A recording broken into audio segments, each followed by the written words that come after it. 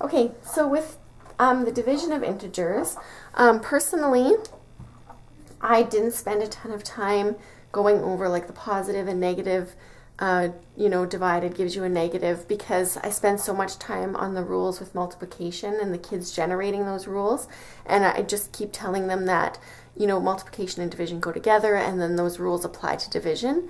But I will go over a couple of different ways that you could present it to kids if they're struggling, or if you yourself just want a better understanding of it.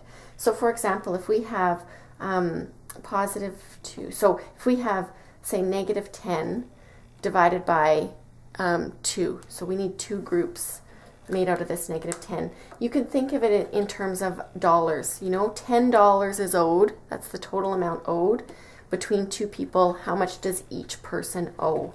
So I have $10 that's owed. 1, 2, 3, 4, 5, 6, 7, 8, 9, 10. 2 people need to share this cost. So 1, 2, 3, 4, 5. I would see that, okay, I can make 2 groups here, and there's 5 negatives in each group.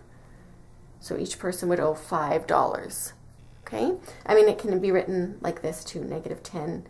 $10 is owed, divided by 2 people.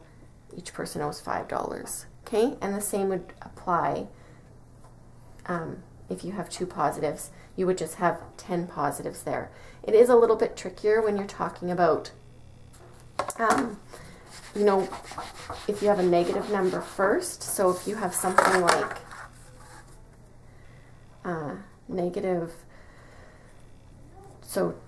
positive 10 divided by negative 2, that's saying I have 10 positives altogether to start with. And so we come back to the concept of 0 here. So I need to make sure that I have 10 positives showing, and I'm just going to match each one up with a negative to make zeros. Again, I personally don't spend a ton of time on this. I think it kind of confuses kids, and when you just once they've discovered those integer rules, they do just apply it to division. But this is here if you want to use it.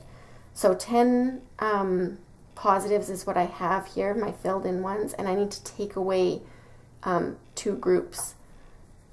So if I take these away, my 10 positives away, I'm left with 2 groups of negative 5.